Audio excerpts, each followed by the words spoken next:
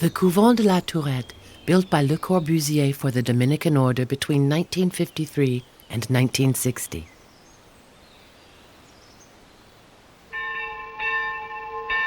In the years following the end of the Second World War, there was an upsurge in religious vocations in France. Born on this wave, the Dominicans in the Province of Lyon decided to build a new monastic school for 80 students.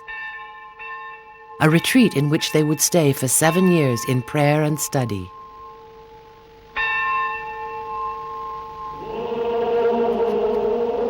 Il est vrai qu'il nous donne aussi des leçons que la prudence humaine peut entendre, mais que cette vue existe. La sainteté n'a pas de formule, ou pour mieux dire, elle les a toutes. Elle rassemble et exalte toutes les puissances. The monastery was only just opened when it was faced with two converging major crises: a Catholic Church that was trying to modernize with Vatican II, and the students' revolt that came to a head in May 1968. In 1970, only one student remained at La Tourette. In the deserted monastery that the Dominican order was thinking of selling, some 20 friars resisted. They believed that the architecture of the place embodied the spiritual quest of their order in a unique manner. The place changed its usage and became a conference center, but it remained Dominican, saved by architecture.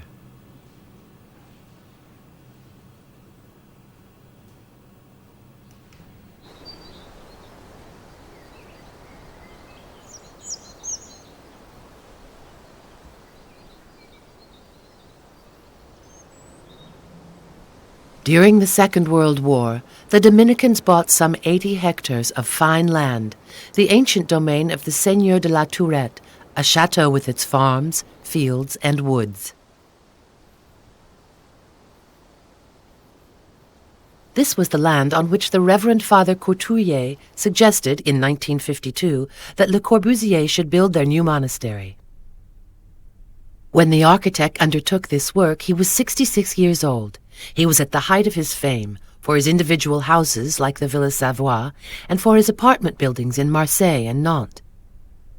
He was busy with the building of the capital city of Chandigarh in the Punjab in India. He was the incarnation of the new architecture, whose main principles he defined in the 1930s. Take a house. Free the ground floor from the grip of the soil. Increase the garden area.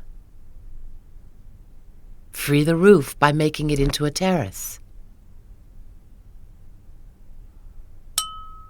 Long live the free plan in which walls are no longer needed. The concrete slabs of the upper floors are supported on stilts. Long live the free facades that support nothing. Glass can be used with total freedom.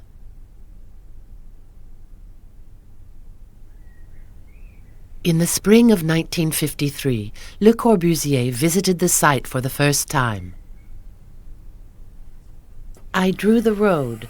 I drew the horizon. I noted the orientation of the sun. I sniffed out the topography. I decided where to build because that had not been decided at all. In choosing the site, I committed either a criminal or a worthwhile act. Here in this terrain, which is so erratic, so fugitive,